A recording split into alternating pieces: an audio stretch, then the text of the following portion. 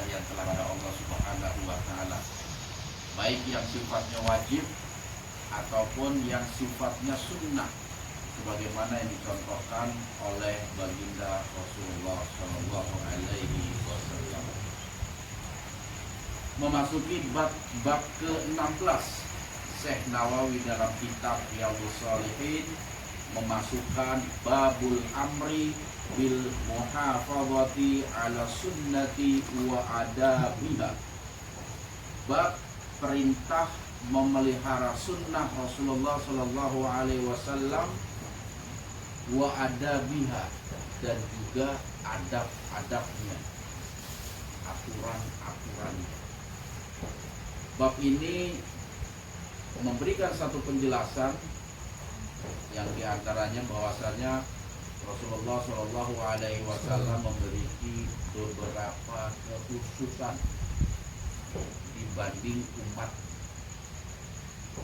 Ada ibadah-ibadah yang memang Allah khususkan kepada Nabi, tetapi tidak kepada umat.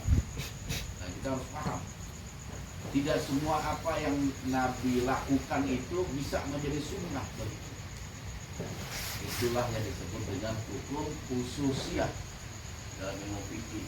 Hukum yang khusus Allah berikan kepada baginda Rasulullah SAW. Pertanyaan saya kepada duduk yang paling belakang. Itu yang nggak pakai peci, duduk paling belakang. Bagaimana janji saya akan nanya orang yang duduk paling belakang. Apa ibadah yang memang Allah perintahkan khususnya bagi Nabi, tapi bagi umatnya tidak? Siapa lagi paling belakang? Yang naik minum, duduk paling belakang. Tahu? Kurang tahu. Kurang tahu. Ada yang tahu nggak? Qiyamul Lail bagi Nabi itu wajib. Ya, Nabi diperintahkan untuk selalu mengerjakan Qiyamul Lail. Tapi bagi kita umatnya sunnah muakkad, sunnah yang ditekankan, tidak sampai derajat itu khususnya Nabi. Ibadah apa lagi? Lagi duduk paling belakang. Ya, pakai kacamata. Duduk paling belakang ya. Yang depan nggak ada tanya. Menikah lebih dari menikah. Apalagi menikah. Yang lain nggak tahu. Nikah apal. Nikah Rasulullah pernah dalam satu waktu itu punya istri 9. Tapi kita umatnya tidak boleh. Batasannya cuma satu lagi yang sering juga saya katakan, khususnya bagi Nabi, yaitu berkurban. Wajib begitu. Tapi bagi kita umatnya kurban kambing, bukan kurban perasaan. Ingat ya, hewan kurban kambing atau sapi, kebo ataupun onta, bukan korban perasaan. Kalau korban perasaan tiap hari Anda tahu semua ada korban perasaan. Jadi bab ini nanti akan bercerita tentang khususiyat bagi Rasulullah Shallallahu Alaihi Wasallam. Bab perintah tentang memelihara sunnah. Ini penting. Dan yang terpenting lagi, kita harus paham apa yang dimaksud dengan sunnah. Sering kan dengar, ini apa ya sunnah? Sunnah Nabi ini. Biasanya maksud dengan sunnah itu. Yang paling belakang lagi duduknya, yang pakai peci coklat, duduk paling belakang. Biasanya maksud dengan sunnah itu. Sunnah itu yang aneh tahu apa namanya, dikerjakan mendapat pahala, gak dikerjakan nggak. Itu salah satu rukun sunnah. Yang maksud dengan sunnah dalam ilmu fikih adalah ketika engkau melaksanakan satu pekerjaan, satu perkara, engkau mendapatkan pahala. Dan ketika engkau tidak mengerjakan perkara itu, engkau tidak mendapatkan dosa.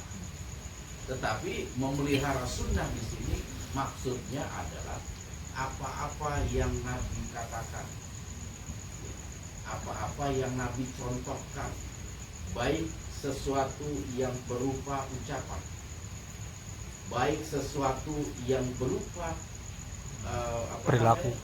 pekerjaan atau perbuatan.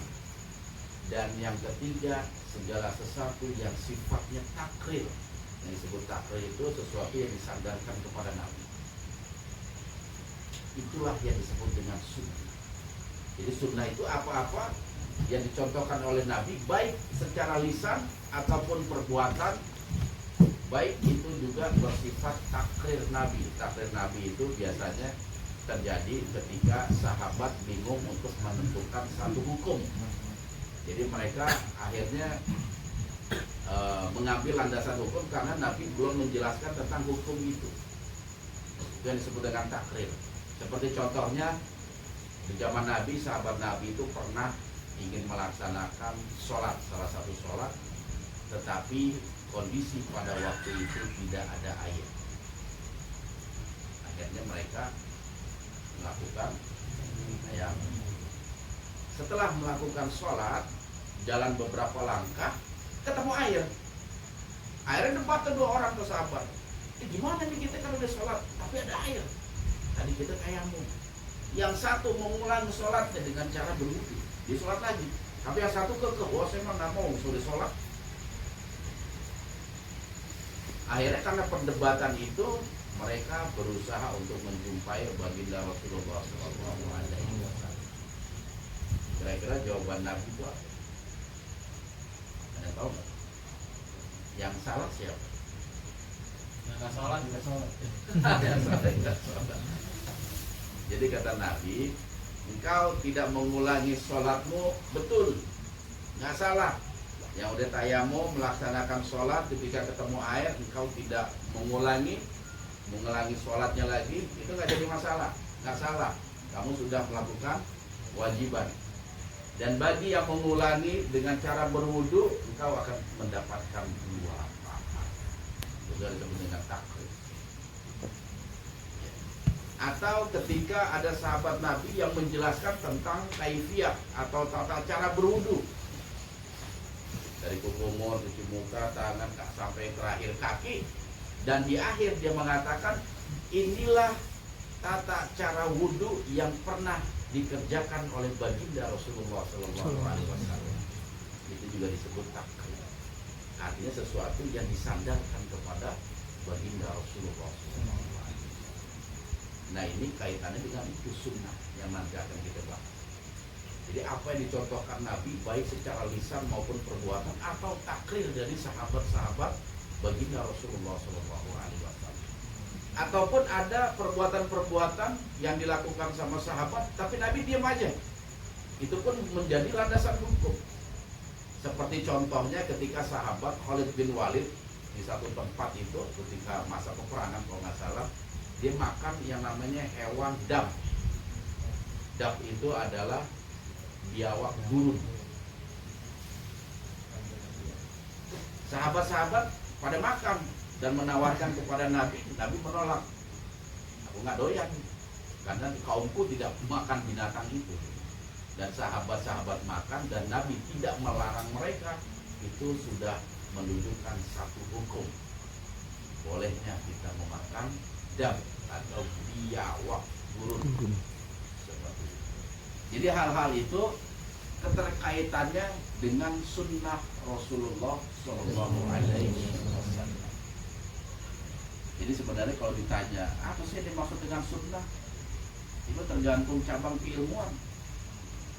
Menurut berdasarkan ilmu fikih, apa sih yang dimaksud sunnah? Sunnah adalah satu ibadah yang ketika engkau kerjakan engkau mendapat pahala, dan ketika engkau tidak mengerjakan engkau tidak mendapatkan dosa. Itu menurut ilmu fikih. Tetapi dalam cabang ilmu sirah nabawi, tarikh, sunnah itu artinya tidak beda. Sunnah adalah satu perjalanan Rasulullah SAW dari dia lahir sampai dia meninggal, itu sunnah.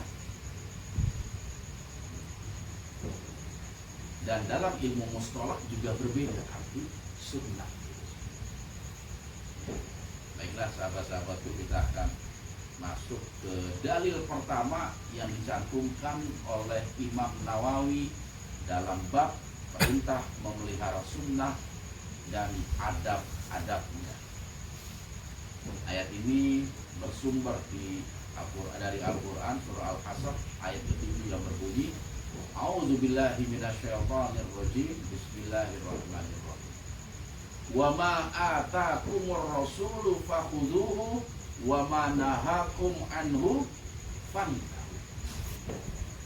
Jadi Allah Subhanahu wa taala berfirman di dalam surah Al-Hasr ayat 7, wa ma atakumur rasul, dan apa-apa yang datang dari Rasulullah Shallallahu Alaihi Wasallam kepadamu, fakhudhu, maka ikuti, ambil itu. Apa yang dicontohkan sama Nabi, ikuti, ambil. Dan yang terakhir, wa ma nahakum anhu fantahu, dan apa-apa yang dilarang Nabi kepadamu, fantahu, maka tinggalkanlah. Ini salah satu adab kita sebagai umat baginda Rasulullah Shallallahu Alaihi Wasallam. Artinya apa? Ibadah-ibadah yang kita lakukan harus sesuai dengan petunjuk ataupun arahan baginda Rasulullah Shallallahu Alaihi Wasallam. Dan apa yang kita harapkan, yang kita jauhi, sesuai dengan petunjuk Rasulullah Shallallahu Alaihi Wasallam. Jadi sama. Jadi kita menghalalkan apa yang Rasul halalkan, dan kita mengharamkan apa yang Rasul haramkan. Jangan sampai kembali. Kita menghalalkan apa yang Nabi haramkan, dan kita haramkan apa yang Nabi halalkan. Bahaya, terutama bagi mereka-mereka yang sudah memiliki kedudukan yang tinggi. Karena hukum bisa dibeli dengan duit. Wah, tergantung ngasih berapa. Lemahnya umat Islam saat ini, begitu dia punya jabatan sedikit, ngotak-ngatik ayat agar sesuai dengan keinginan dan nafsu. Sehingga tidak sedikit di antara mereka yang melanggar aturan-aturan Allah yang padahal Nabi telah katakan ini haram. Nabi telah mengatakan ini halal. Tetapi bagi segelintir manusia itu semua bisa dirubah. Bahasa kitanya cincai. Karena hukum itu sesuai pesanan. Soalnya dulu tuh waktu ada pemilihan pemimpin perempuan, jelas-jelas agama kita melarang, Nabi sendiri melarang. Tapi ada ulama yang membolehkan. Ganti kelamin, ada ulama yang membolehkan.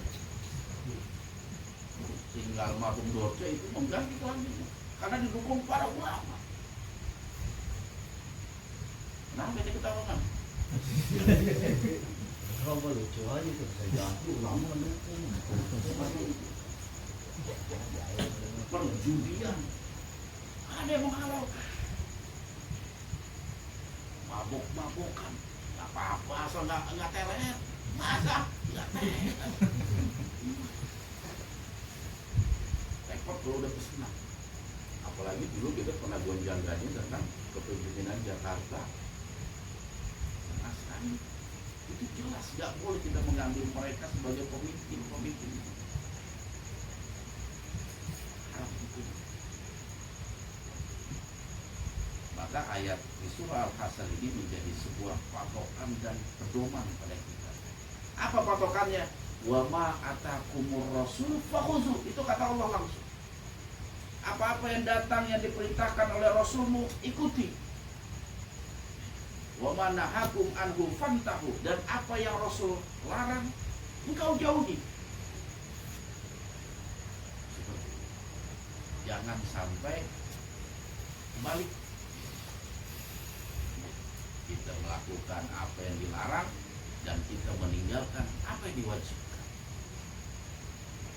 Jangan sampai. Karena apa? Di dalam surah An-Najm ayat 3 dan 4 Allah Subhanahu wa taala berfirman, "Wa ma yantiqu 'anil hawa in huwa illa wahyu yuha." Dan tiada yang Rasul ucapkan tentang Al-Qur'an itu anil hawa, sesuai dengan nafsunya Nabi. Jadi Al-Qur'an ini bukan pikirannya Nabi, bukan hawa nafsunya Nabi. In huwa illa wahyu yuha. Sesungguhnya Al-Quran ini adalah wahyu yang diberikan kepada Rasulullah SAW. Jadi hukum-hukum yang ada di dalam Al-Quran adalah ketetapan Allah Subhanahu wa Ta'ala. Yang namanya Rasul itu kan utusan. Tentu sebagai utusan yang baik, dia mengikuti apa yang diutus, perintah yang utus. Kalau yang utus bilang A, sebagai utusan harusnya bilang. Dan begitulah karakter baginda Rasulullah SAW. Wa ma yantiqu 'anil hawa. Sedikit pun Al-Quran itu nggak ada nafsunya Nabi atau keinginan Nabi. Tidak ada ucapan Nabi. In huwa illa wahyu. Karena Al-Quran merupakan wahyu yang diwahyukan oleh baginda kepada baginda Rasulullah SAW. Jadi hukum yang ada di Al-Quran adalah hukum made in Rabbul Alam. Yang bikin adalah Allah Subhanahu wa Ta'ala, bukan Nabi. Makanya jaminannya sampai kiamat. Nahnu nazzalna dzikra wa nahnu lahu lahafidun. Kamilah yang menurunkan Al-Quran dan kami pula yang akan menjaga Al-Quran. Bayangin, Quran dijaga sama Allah Subhanahu wa Ta'ala. Dalam perjalanan kehidupan manusia, Allah telah menurunkan berapa kitab? Yang pertama yang kedua tiga Injil, Al-Quran. Mana di antara keempat ini yang masih muslim? Karena apa? Allah sendiri yang akan menjaga. Padahal usia Al-Quran itu sudah hampir 1500 tahun. Itu bisa bayangin, sebuah kitab yang terjaga kemurnian dan keasliannya 1400 tahun. Selama 1400 tahun. Coba kitab mana itu yang ada selain Al-Quran?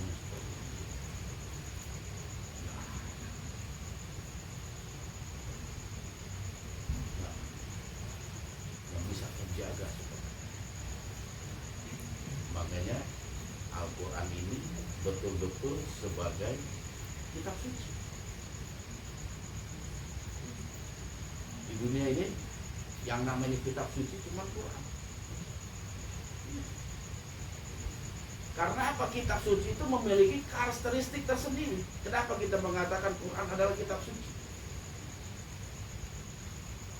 Yang pertama, sebuah kitab bisa disebut kitab suci ketika yang buat zat yang maha suci. Tapi kalau yang bikin manusia, belum bisa disebut kitab suci. Itu nggak kira-kira. Karena kalau manusia yang bikin, pasti ada hawa nafsunya dia. Ada keinginan-keinginan dia. Ada tujuan-tujuan yang ingin dia sampaikan dalam kitab-kitab itu yang dibikin. Itu salah satu poin. Kenapa Al-Quran disebut sebagai kitab suci? Yang kedua apa? Antara ayat satu dengan ayat yang lain nggak ada yang saling tabrakan. Semua sesuai alur. Kalau di surah Al-Baqarah dikatakan khamr itu haram, di surah yang lain pun sama. Kalau di surah yang satu mengatakan sholat itu wajib, di surah yang lain pun sama. Jadi nggak ada yang tumpang.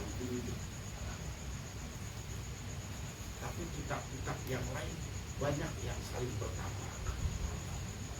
sehingga bingung untuk menetapkan sebuah hukum. Karena saling tabrakan tumpang tindih. Yang satu bilang ayat yang lain Tuhan itu satu, di bab yang lain mengatakan Tuhan itu tiga. Bingung kan yang ada. Yang benar yang mana? Di ayat yang satu bilang Isa sebagai utusan, yang satu lagi bilang Isa sebagai anak Tuhan. Bingung.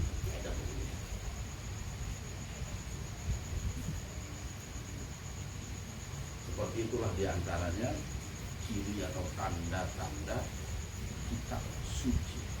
Yang jelas, wa ma yantiqu 'anil hawa in huwa illa wahyu. Quran ini bukan nafsunya Nabi, bukan keinginan Nabi. Quran adalah wahyu yang diwahyukan kepada baginda Rasulullah SAW. Tapi orang banyak yang nggak percaya. Disangkanya Al-Quran buatan Rasulullah. Untungnya Nabi nggak bisa baca, nggak bisa nulis. Iya. Nabi kita Nabi Muhammad nggak bisa baca, nggak bisa nulis. Masih aja dituduh Nabi yang bikin Quran. Jadi bisa bayangin kalau seandainya Nabi jago baca, jago tulis, pasti itu menjadi tuduhan yang paling tajam. Wah, ini mah karangan dia seorang penulis. Tapi alhamdulillah Allah takdirkan Nabi nggak bisa baca, nggak bisa nulis, sehingga poin itu nggak bisa ditujukan kepada Nabi kalau Nabi yang membuat Al-Quran. Baca nggak bisa, apalagi nulis. Dari sinilah kita harus termotivasi dan meyakini bahwa Al-Quran betul-betul kalamullah, firman Allah Rabbul Alamin. Sebagai apa? Hudal linnasi wa bayyinatin minal huda wal furqan.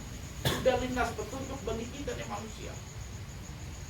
Karena apa? Karena Allah malikin nas, rajanya manusia. Kenapa di situ Allah mengatakan atau memakai kata-kata malikin nas, rajanya manusia? Ada yang tahu? Karena yang berhak membuat sebuah aturan raja, yang berhak memaafkan raja. Kalau presiden apa istilahnya? Gerasi. Kalau presiden sudah punya garasi, beres. Gerasi. Allah sebagai malik, sebagai raja di raja. Makanya Allah yang berhak ngatur kita, memberikan hukum kepada kita itu Allah.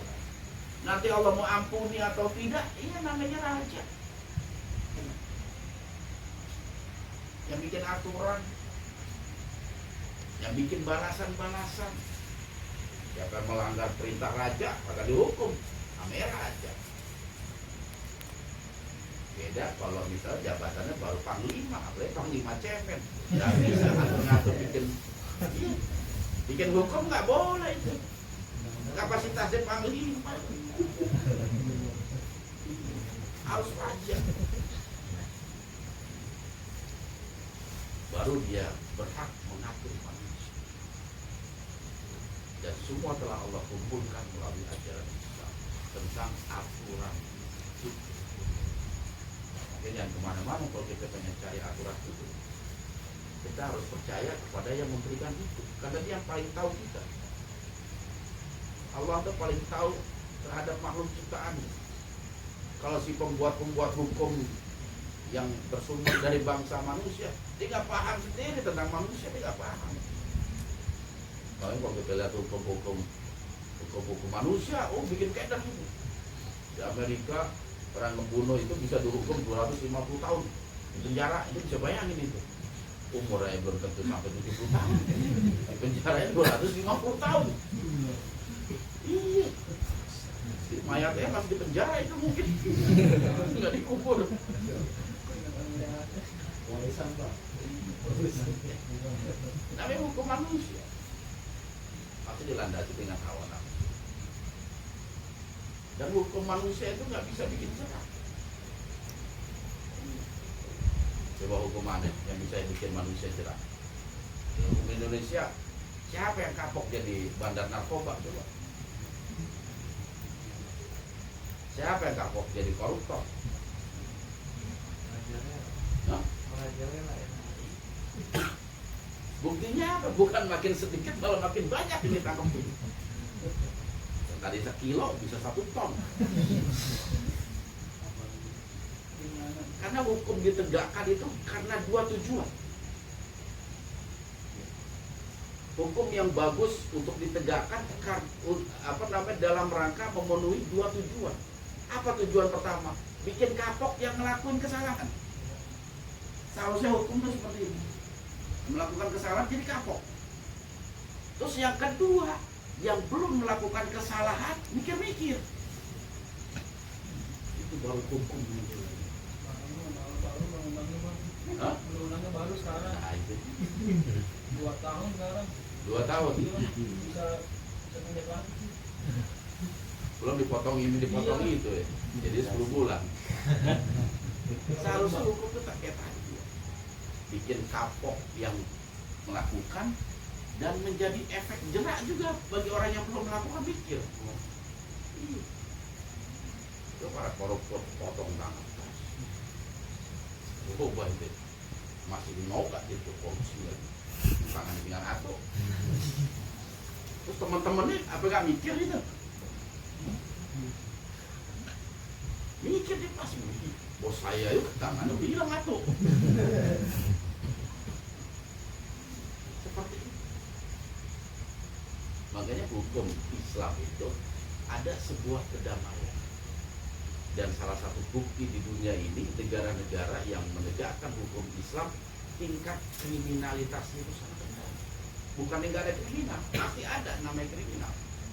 Tapi cenderung rendah dibanding negara-negara yang tidak menerapkan hukum Islam. Luar biasa. Pembunuhan tiap hari, pemerkosaan tiap jam. Luar biasa. Belum lagi pencurian. Karena apa? Hukum yang mereka tegakkan bukan hukum dari Allah Subhanahu wa Ta'ala, yang kadang tidak memberikan efek jerak dan juga tidak memberikan rasa takut kepada yang lain.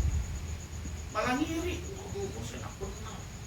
Korupsi 1 triliun, 2 tahun. Butuh banyak kan itu. Dibayar banyak seperti ini. Apalagi ketika badan-badan hukum bisa dijual beli, tergantung pesanan. Insya Allah. Ya, mudah-mudahan kita semua bisa menjadi hamba Allah yang taat, terutama dalam kita melaksanakan kewajiban-kewajiban kita pada Allah. Dan itu memang urusan para pemimpin-pemimpin kita. Kita mau urusan ngaji, yang ngerjain kewajiban kita belajar. Cuman poin yang apa? Yang bisa kita ambil satu pelajaran, Al-Quran ini bukan hawa nafsunya Rasulullah SAW. Al-Quran adalah wahyu yang Allah wahyu. Artinya apa-apa yang Nabi perintahkan sesungguhnya adalah perintah Allah. Apa-apa yang Nabi larang hakikatnya larangan dari Allah Subhanahu wa Ta'ala. Nabi hanya Rasul, utusan sebagai Nabi memberikan kabar. Itu yang harus kita paham. Sehingga Allah Subhanahu wa Ta'ala berfirman di dalam surah Ali Imran ayat 31, "Qul in kuntum tuhibbunallah fattabi'uni yuhibbukumullah wa yaghfir lakum dzunubakum." Sehingga Allah katakanlah, in kuntum tuhibbunallah, jikalau kalian semua betul-betul cinta pada Allah, fattabi'uni, ikuti Rasul itu, ikuti Muhammad. Kalau kalian cinta pada Allah, yuhibbukumullah, sehingga dengan engkau mengikuti Rasulullah SAW, Allah mencintaimu. Jadi Jadi cintanya Allah bisa kita dapati di saat kita mengikuti jejak-jejak Rasulullah SAW.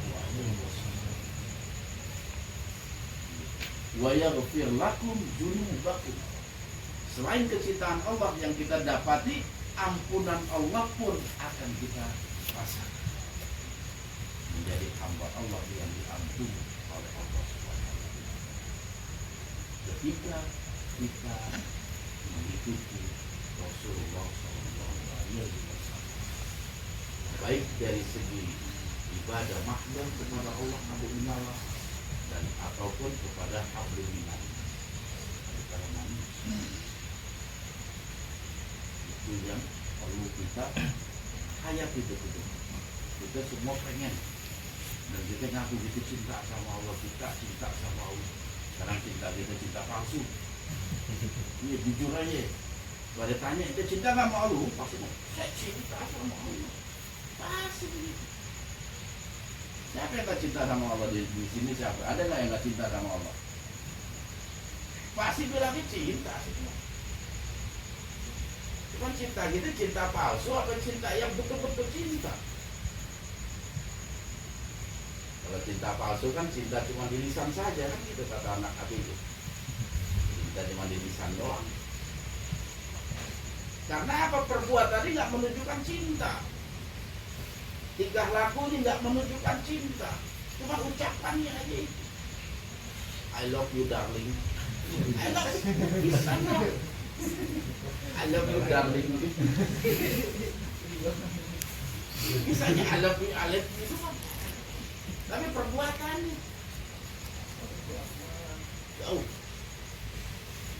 dari amalnya cinta. Makanya kita tanya pada diri kita cinta nggak sama Allah? Dia seberapa besar kita ini.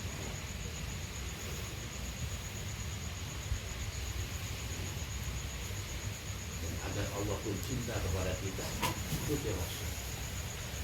Baik dalam ibadah makhluk maupun ibadah-ibadah kebaikan-kebaikan terhadap manusia dan kepada Allah. Sehingga kita akan mendapatkan cinta Allah dan ampunan dari Allah Subhanahu wa taala. Kenapa kita harus mengikuti langkah-langkah Nabi, perintah-perintah Nabi, larangan-larangan Nabi kita jauhi? Allah Subhanahu wa taala berfirman di dalam surah Al-Ahzab ayat 21. Laqad kana lakum fi Rasulillahi uswatun hasanah liman kana yarjullaha wal yaumal akhir. Kenapa kita harus mengikuti Rasul? Allah sendiri yang memuji Rasul. Laqad kana lakum fi Rasulillahi uswatun hasanah. Sungguh telah ada pada diri Rasulullah Shallallahu Alaihi Wasallam uswatun hasanah, suri tauladan yang baik. Ini pujian yang luar biasa. Kalau kita dipuji sama istri biasa itu. Ayah mah wah, paling ganteng seluruh Eropa. Seluruh Eropa. Seluruh dunia. Wajar istri sendiri. Atau kita dipuji sama bos kita. Wajar. Biasa kita gampang untuk mencari pujian-pujian manusia. Tapi di saat Allah sebagai Tuhan Rabbul Alamin yang memuji kita, itu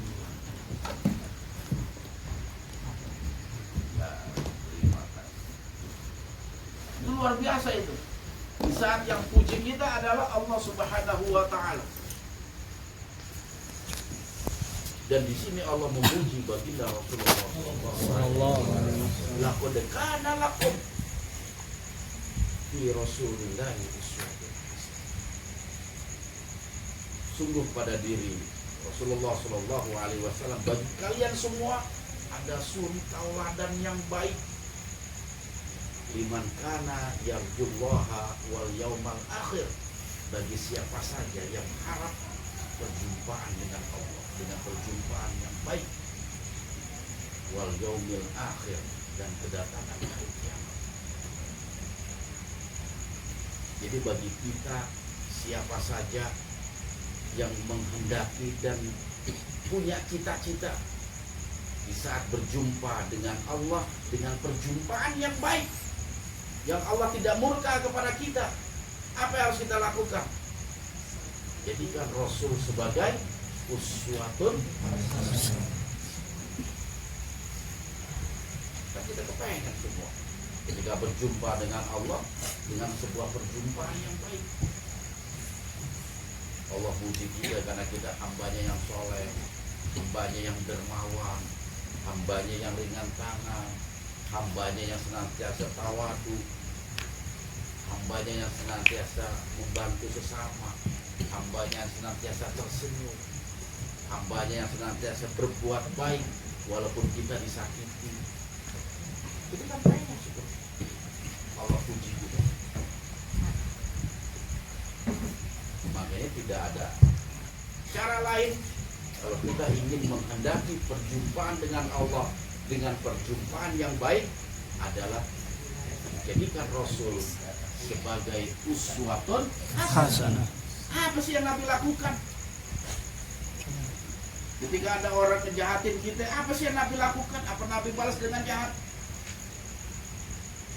Apakah Nabi itu sampai ke dukun nyantet? Atau Nabi dendam? Atau diincar? Kalau lewat diincar. Nah, seperti itu. Ketika ada orang jahat, orang menghina Nabi, Nabi balas dengan itu yang harus kita contoh. Kenapa ente udah lama nggak ke rumah si A? Bersinggungan nih. Apa kalau cara nyindir saya terus? Bukan yang nyindir, kebetulan memang sama maksudnya.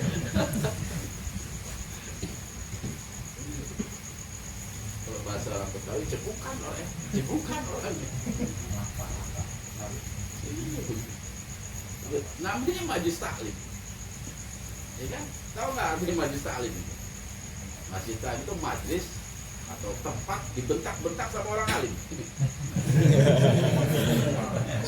Makanya jangan tersinggung kalau ada bentak-bentak itu jangan tersinggung.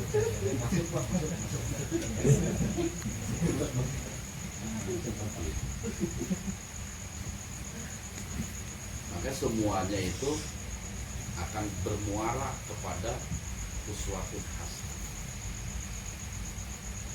Kita mengikuti Nabi baik secara lisan, apa yang Nabi katakan kita ikuti. Anjuran-anjuran Nabi, nasihat-nasihat Nabi kita ikuti. Atau dengan perbuatan, apa yang Nabi lakukan, kebaikan-kebaikan itu kita juga ikuti.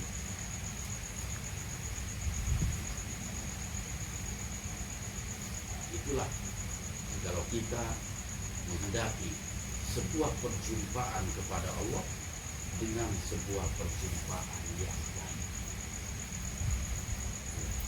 Allah nggak murka kepada kita.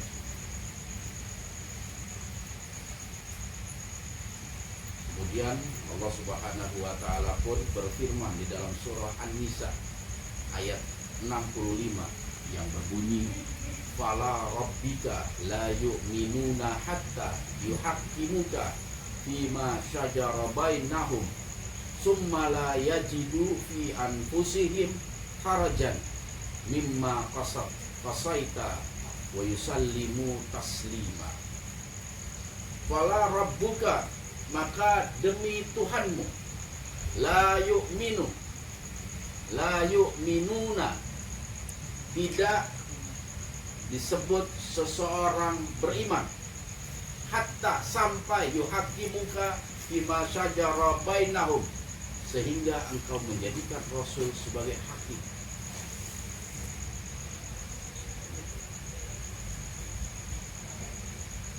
Fima syajara bainahum, yang memutuskan perkara-perkara di antara kalian. Summa la yajidu fi anfusihim harajan, dan ketika Nabi telah memutuskan sesuatu, kalian semua tidak ada keberatan, nggak ada rasa berat, ringan aja apa yang dikata Nabi, apa yang telah diputuskan oleh Nabi. ringan gitu. Mimma qadaita wa yusallimu taslima, dan mereka menerima qadaita, apa yang menjadi keputusannya, apa yang menjadi petunjuknya. Wa yusallimu taslima, menerima dengan sepenuh hati. Kadang kita masih suka mangkal dan bantah. Udah tahu Nabi ngajarin kepada kita, udah mutusin kepada kita, jangan minta ke makam, jangan minta ke laut, jangan minta ke bumi. Nggak puas kita itu. Tetap aja tiap tahun ada yang sedekah laut. Oh, jelas-jelas itu dilarang dalam ajaran Islam. Minta ke goa, ke laut,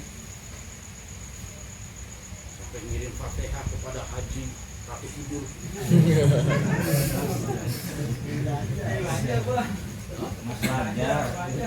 Haji. Oh, haji. Masa haji deh. Pak Nabi udah mutusin, minta pada Allah langsung. Jangan minta pada yang gaib-gaib. Jangan mengikuti perbuatan orang-orang musyrik yang percaya kepada benda, percaya kepada makhluk. Animisme, dinamisme. Animisme itu percaya dengan roh-roh penunggu-penunggu lembah, penunggu-penunggu gaib, penguasa-penguasa gaib. Itu animisme. Bahwasanya mereka bisa memberikan satu manfaat kepada kita, memberikan rezeki kepada kita, memberikan keselamatan kepada kita. Haram bukan? Dan Nabi telah memutuskan itu. Atau dinamisme, kita percaya adanya kekuatan-kekuatan benda-benda tertentu yang bisa laris toko kita, jadi laris itu namanya Smart Mason. Iya, coba itu di pasar banyak udah di laci juga Smart Mason. Wah, segala macam. Disangkanya dia yang ngasih rezeki. Restoran itu banyak sekali.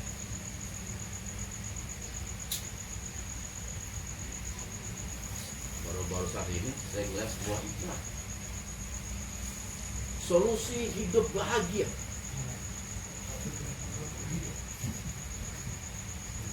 Kerja santai dan tidak melelahkan. Apa itu?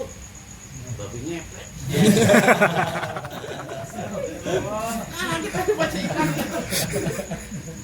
Anda lelah dengan pekerjaan sehari-hari, gaji kecil dan diomelin terus sama bos.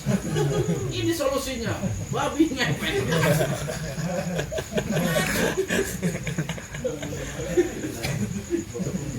Nah, hanya modal satu lilin aja. Lilin datang sendiri. Online nggak tuh? Hah? Online nggak tuh?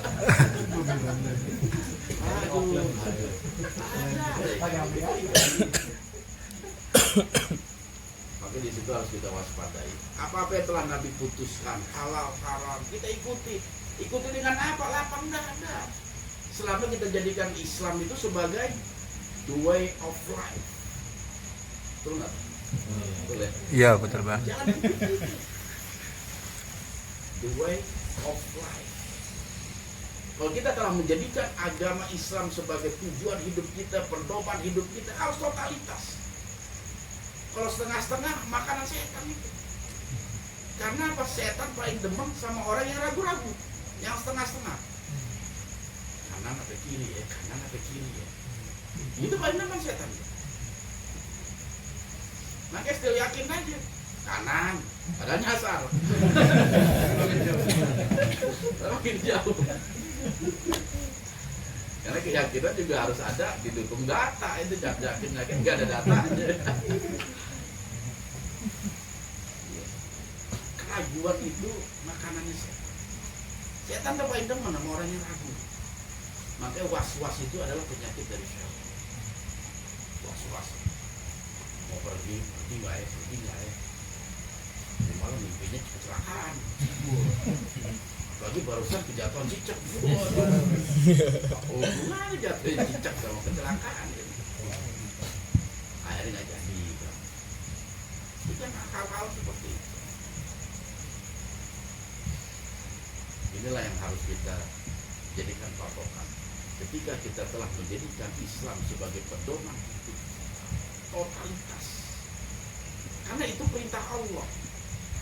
Ya ayyuhalladzina amanu dukhulu fisilmi kafah. Wahai orang-orang yang beriman, udkhulu ya ayyuhalladzina amanu udkhulu fisilmi kafah. Masuklah engkau ke dalam ajaran Islam kafah. Tapi ada lanjutannya itu. Apa lanjutan ayat itu? Wala tattabi'u khutuwati syaitan. Ditegaskan lagi sama Allah. Ketika kita berislam tidak kafah, lebihnya itu syaitan. Makanya diingetin sama Allah. Udkhulu fi silmi kafah. Masuklah engkau ke dalam ajaran Islam menyeluruh. Kalau setengah-setengah, wala tattabi'u khutuwati syaitan. Kerjanya setan itu. Jangan kau ikuti langkah-langkah syaitan. Karena setan akan menghembuskan seperti itu. Beragama setengah-setengah aja. Udah minum dulu hari ini, besok kan bisa tobat. Udah masak dulu. Pasti dapat. Innahu lakum aduwwun mubin. Itu udah jelas Allah katakan. Sesungguhnya setan terhadapmu itu musuh yang nyata. Kalau mau musuh jangan temenan. Habis kita temenan sama musuh. Musuh harus betul-betul kita jadikan sebagai musuh. Jangan kita teman. Makanya kuncinya ketika kita meyakini Islam ini agama yang betul, agama yang hanif, agama yang lurus, agama yang memang Allah turunkan ke muka bumi, pegang teguh dan ikuti ajaran secara benar. Jangan dicampur adukkan dengan sesuatu yang bisa mengurangi kesucian Islam. Adat istiadat kita pakai selama tidak bertentangan dengan ajaran Islam. Yang bertentangan tinggalin. Itu yang dicontohkan sama Nabi. Budaya animisme, dinamisme itu bukan hanya ada di Indonesia. Jahiliyah dulu itu udah paham animisme, dinamisme. Jadi kalau berdagang lempar burung, dia dagangnya habis gitu. Lihat burung larinya kemana nih? Ada lari ke kanan. Walaupun kita dagang ke sana, kita harus lewat kanan dulu, ikutin burung. Akhirnya muter. Iya. Lempar burung dulu kemana nih? Ke belakang gua kita. Oh, ini kita langsung ke belakang. Ada berhala namanya Hubal. Hubal itu dewa ramal, dewi peramal. Dan itu berhalanya suku Quraisy, sukunya Nabi. Ngeramalnya dengan cara memanah. Besok saya mau berdagang, izinin nggak? Boleh nggak? Akan laris apa nggak? Panah. Kalau nggak kena sasaran, oh berarti nggak boleh. Batal lagi. Ngamal. Sama kayak kita kan, waktu sekolah. Ketika ujian ABCD, ciri-ciri baik anjing. Oh, yang bener yang ini, yang bawah, yang D. Artinya apa? Di zaman Nabi udah ada tradisi animisme, dinamisme yang kita kenal dengan istilah zaman jahiliyah. Yang mereka minta tidak langsung pada Allah, tetapi melalui perantara-perantara roh-roh leluhur, dewa-dewi, orang-orang soleh yang udah meninggal. Lata itu orang soleh, tukang pembuat roti.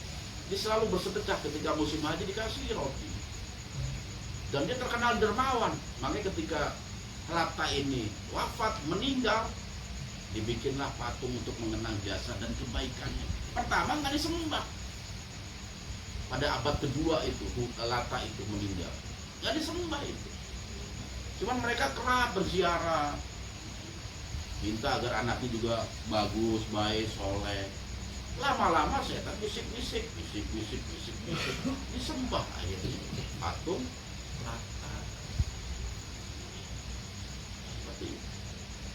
Makanya hati-hati hal-hal seperti itu. Dan Nabi menghancurkan semua tradisi animisme dinamisme yang ada di kota Mekah. Dan kalau kita ingin mengikuti Nabi, kita pun harus. Tapi ada juga adat istiadat bangsa Arab yang tetap dipertahankan sama Nabi, nggak dihilangkan dalam ajaran Islam. Karena apa? Tidak bertolak belakang dengan Islam, tidak mengganggu akidah, tidak memperburuk tauhid kita pada Allah. Itu nggak jadi masalah. Malah itu yang harus dipertahankan sebagai ciri khas sebuah daerah. Makanya gimana lah kita dalam mengatur itu semua.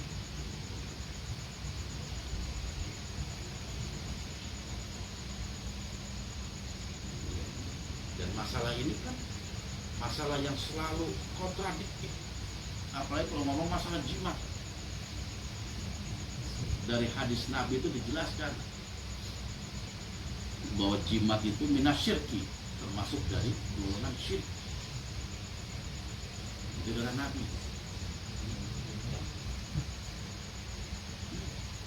Cuman ada yang bilang, saya dapat jimat dari kiai ini.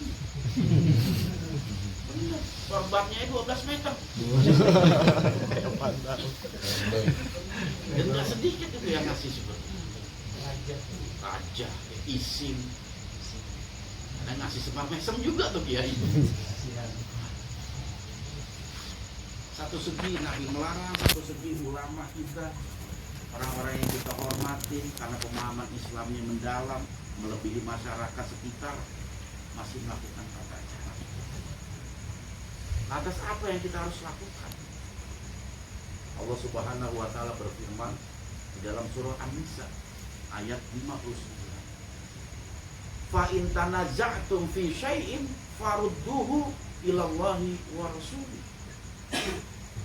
Fa'in tanaza'tum, dan ketika engkau berselisih beda pendapat tentang satu hal, fi syai'in, terhadap sesuatu, baik kaitannya dengan dunia maupun kaitannya dengan agama, baik fikih ataupun tauhid, apa yang harus kita lakukan? Faruddu, kata Allah, maka kembalikanlah urusan itu ilallah wa rasul, kepada Allah dan Rasul. Maksudnya apa? Ketika kita berselisih pendapat, ada satu pemahaman yang berbeda, kita kembalikan kepada Al-Quran dan hadis. Itu yang paling selamat. Apa kata Al-Quran tentang hal itu? Dan apa kata hadis tentang hal itu? Jadi nggak usah diperpanjang lagi persoalannya. Mau siapa yang ngomong, kalau dia bertentangan dengan hadis, wajib kita tinggalkan. Harus. Karena apa? Ini perintah Allah. Ada orang yang kita anggap soleh, tapi dia mengatakan sesuatu yang bertentangan dengan Al-Quran dan juga Sunnah, wajib kita tinggalkan. Siapapun itu. Karena apa? Karena kita semua memiliki kewajiban untuk memelihara sunnah. Bad fi amri sunnah, ala sunnah wa adati. Harus kita jaga sunnah. Wa ma atakumur rasul fakhudhu. Apa yang datang dari Nabi, ambil. Wa ma nahakum anhu fantahu. Dan apa-apa yang dilarang oleh Nabi, jauhi. Beres sebenarnya sini. Nggak akan terjadi perselisihan.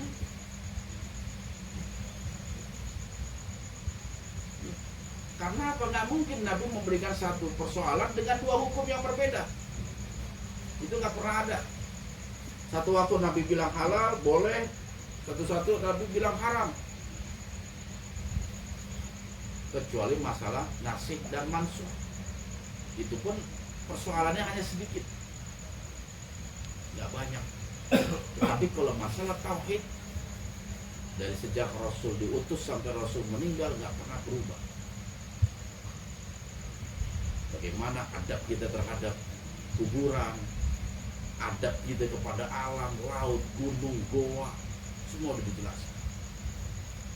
Adab kita kepada Allah, adab kita kepada manusia, adab kita kepada makhluk jin, semua sudah dijelaskan. Hewan, tumbuhan, binatang, air, semua sudah dijelaskan. Makanya ketika kita mendapati satu persoalan yang berselisih pendapat, apa yang harus kita lakukan? Kembalikan faruddu ilallah. Kembalikan kepada Allah. Artinya apa? Kepada Al-Quran. Wa rasulihi. Apa itu rasulihi? Kepada hadis ataupun sunnah. Makanya di dalam haji wada itu, kalau yang nonton khutbah Nabi yang terakhir, apa pesan Nabi itu? Taraktu fikum amroin in tamassaktum bihima lam tadillu. Aku tinggalkan kepada kalian dua perkara, dan jikalau kalian memegang teguh kedua perkara tersebut, kalian tidak akan tersesat untuk selama-lamanya. Apa dua perkara? Kitabullah wa sunnah. Itu jaminan. Kalau apa yang kita lakukan menyalahi Quran dan Sunnah, udah pasti sesat. Siapa yang mengatakan itu? Nabi. Bukan saya. Saya hanya penyambung lidah. Yang disebut pewaris Nabi itu. Apa yang Nabi wariskan saya sampaikan. Ini nggak kurang nggak lebih. Itu pewaris Nabi. Quran dan Sunnah. Yang di luar dari itu pasti sesat. Karena apa? Islam telah sempurna.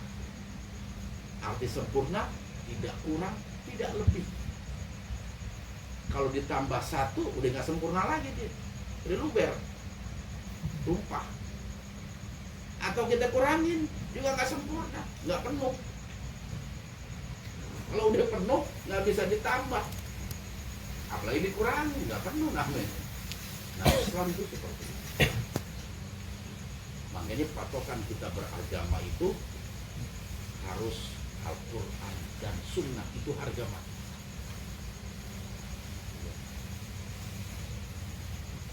Karena apa? Karena Allah dan Rasulnya itu satu paket. Nggak bisa kita beragama Quran aja yang kita amali, Sunnahnya kagak, itu nggak boleh. Atau kebalikannya, Sunnah yang kita pelajarin, Qurannya kagak, itu pun nggak boleh. Harus satu paket, Quran dan Sunnah. Karena Sunnah sebagai penjelas dari Al-Quran. Sebagaimana yang Allah firmankan di dalam surah An-Nisa, may yuti'ir rasula faqad ata Allah. Barang siapa yang taat kepada Rasul, maka sungguh dia taat kepada Allah. Dia telah taat kepada Allah. Konteks itu seperti itu. Karena apa? Kita nggak mungkin bisa taat kepada Allah tanpa ada bantuan Rasul. Nggak mungkin. Makanya aliran sesat di Indonesia itu ada yang namanya aliran ingkar sunnah. Ini harus waspadai. Pusatnya di Tangerang. Mana Korwil Tangerang? Hati-hati ini.